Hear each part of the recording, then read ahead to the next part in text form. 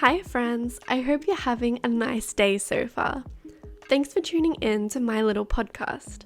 My name is Lily and this is my podcast Seems Fabricated, where I chat about sustainable and ethical shopping choices and expose the not so pretty aspects of the fashion industry. In today's episode, I will be covering the topic of disposable fashion and the consumerism mindset. Humans are naturally consumers. We consume food, water, oxygen, and information. We also consume things like clothing, technology, and household items. It's natural that the things we use will eventually come to the end of its life. Imagine if we never replaced our dishcloth. Oh, gross! Or we wore our clothing until it literally disintegrated off our body. Wow, that was freaky. It's not reasonable to expect things we buy to last forever. But does that mean that we should view things as disposable?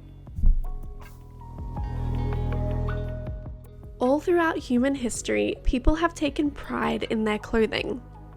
From ancient Egyptians to the Greco-Romans through to the Middle Ages and into the 20th century, clothing was viewed as a valuable possession. Many people only had a few outfits in their wardrobes, but the quality was good and would often last an entire lifetime. People also took really good care of their clothing by carefully washing and repairing them. Clothing was rarely thrown out.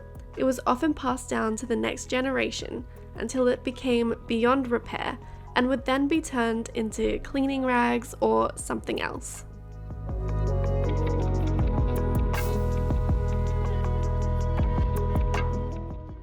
Clothing is a necessity, but it's also a speciality. Through history, you would be lucky to be able to purchase new clothing items with the change of season. One of the reasons clothing has had a high value through history is because it is really expensive to make. Making textiles and clothing is very labor-intensive and time-consuming. Think about the manufacturing process for a minute. First, let's take the example of cotton. Growing the cotton in the fields takes 160 days of farming until it's ready to be picked. Once it has been harvested, it has to be spun into threads, which are then weaved into fabrics and painted or dyed. Now, a clothing designer must measure, cut, construct, and fit a garment ready for wear. Even with a sewing machine, this can be really time-consuming and requires a lot of training. This is an extremely basic view of how clothing is made. To put it into perspective, I am a professional dressmaker. Let's say I make a simple t-shirt that takes me 2 hours. If I charge $25 an hour, that makes the t-shirt $50, plus fabric costs and expenses, let's say $20. And then my profit on top, let's say 50%.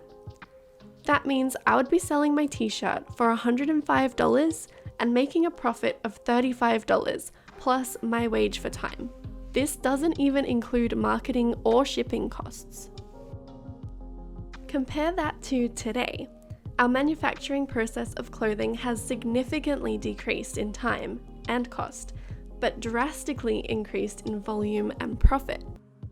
Because of the wide range and availability as well as decreased quality, the value of clothing has dropped dramatically. Along with the dropped value, there are also dropped ethics and a changed mindset. After all, if you don't value the people making the product, how are you going to value the product itself? And that is where we find ourselves currently. Clothing is cheaper than a packet of chips, literally. I can buy that same t-shirt it would take me 2 hours plus materials to make for $5 in store. So why would I even bother?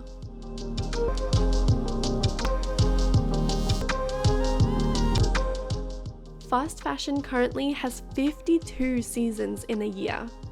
That's one season every single week. How fast does the weather change where you are?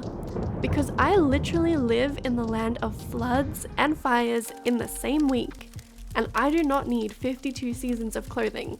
Thank you.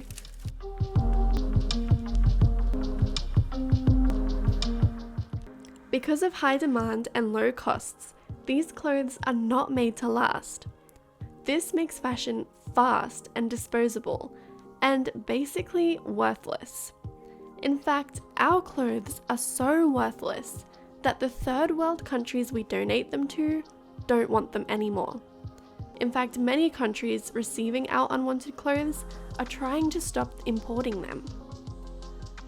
My very first episode was on this exact topic, so if you're wondering about this issue, go and listen to that one after this episode. It's very fascinating. So we know fast fashion doesn't pay a fair wage or invest in quality materials. So what do they invest in? Marketing, baby.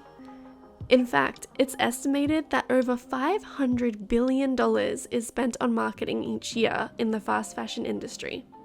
And they spend that much because it works. Shopping hauls are a trend that has circulated the internet for the better part of 10 years. I remember watching Zoella in her early days try on cute outfits and show off her finds at Primark. Today's fashion hauls are a little different thanks to the influencer sponsorships. Influencers on Instagram, YouTube, and various other social media platforms are paid to advertise certain brands and products to their followers, which is honestly a really great concept. And a little side note, if anyone is wanting to use this podcast for advertising, I do have some free space, just saying. In theory, this concept makes marketing streamlined.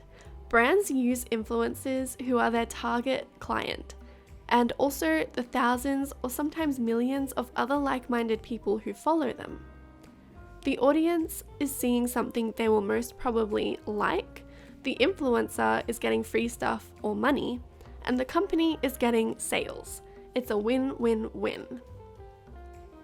But sometimes it can get a little out of hand. It's not uncommon for influencers to spend hundreds or even thousands of dollars on clothing they don't really need or possibly don't even like in order to advertise for that company and get a few Insta-worthy shots. This has also led to an increase of the only wear it once mindset, where for some reason it is considered embarrassing to be seen wearing the same outfit twice. Literally wear once and discard. So when you and me are scrolling on Instagram or watching videos and you hear those magic words, sale, buy one, get one free. Use my discount code. Hurry, offer ends soon.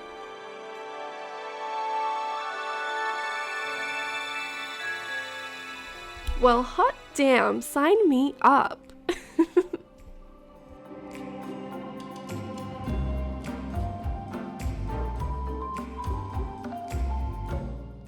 Thankfully, some amazing women have paved the way for us mere mortals to make our way back to reality and look at what's truly important.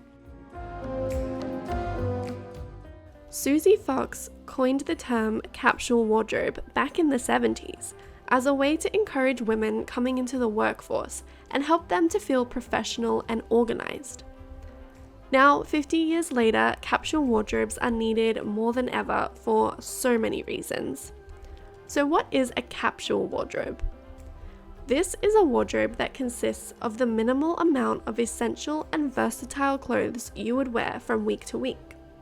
Each piece is thought about, can be mixed and matched with other items in the wardrobe, and is of high quality. It usually reflects a certain personal style and doesn't contain fast-changing trends. Basically, the dream wardrobe. When you open it, you never say, "Oh, I have nothing to wear," because you love and fit every single item. Through the rise of Marie Kondo and the minimalism movement, people across the internet were posting beautifully organized and folded minimalist wardrobes. As Marie Kondo and other leaders in the movement discussed, there is much more to minimalism than just organizing the physical world around us. It connects us to a deeper meaning, placing higher value on items we already have, and saying goodbye to things that we don't need. Minimalism has also been linked to many great mental health benefits, including lower rates of anxiety and depression, and higher rates of productivity, awareness, and confidence.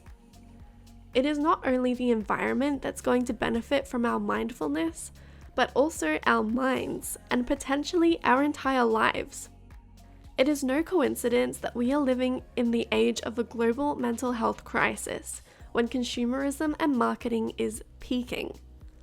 From taking a slower and more ethical approach to life, and even to the material things that we own, we can benefit greatly.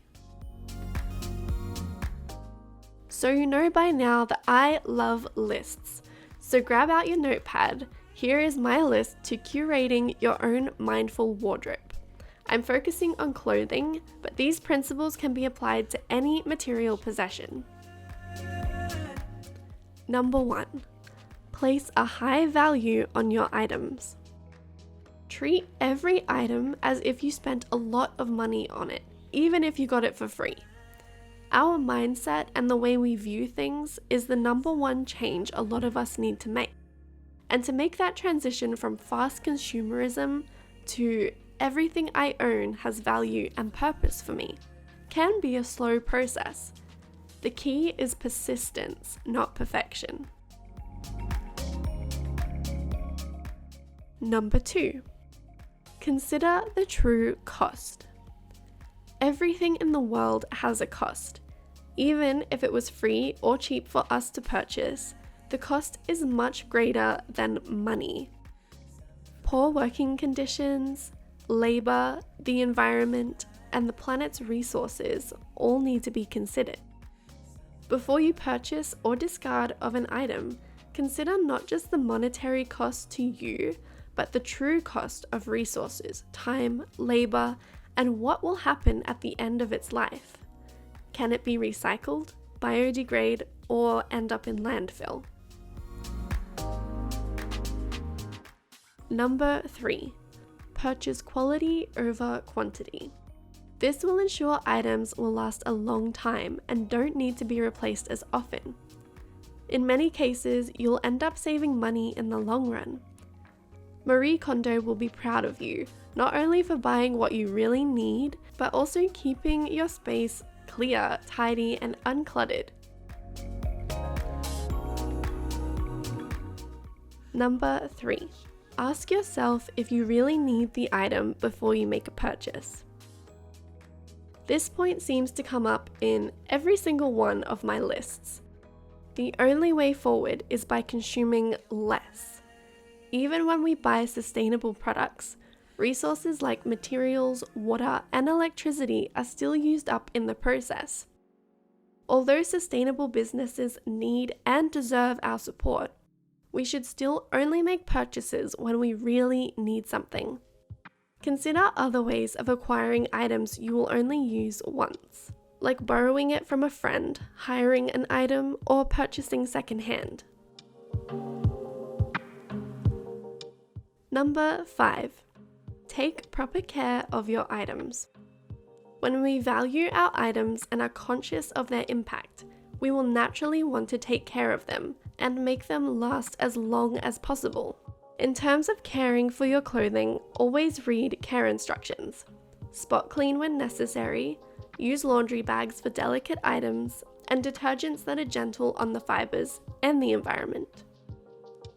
Store pieces correctly, like folding knit sweaters instead of hanging them, even though it looks aesthetically pleasing, I know. And when something is broke, fix it. I love when my clients come to me with split pants and broken zippers. It makes me so happy that they didn't just give up on their items. They cared enough to come to me and get them repaired. All that said, it can be really hard to break free from the consumerism mindset. Within the entire industry, there are so many grey areas. And some people may be okay with certain purchases that others would not or possibly can't afford.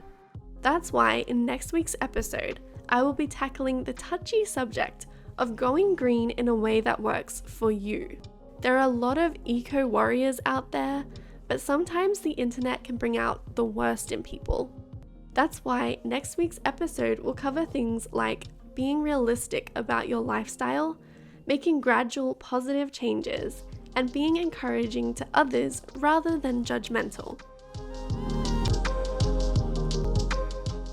Thanks for listening in to today's episode of Seems Fabricated. I hope I spread some kind of wisdom to you today. Make sure you join me next Thursday when I drop the next episode.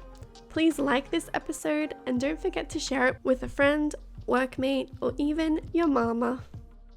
I will see you next week. This episode is available on Spotify, Google Podcasts, and Apple Podcasts.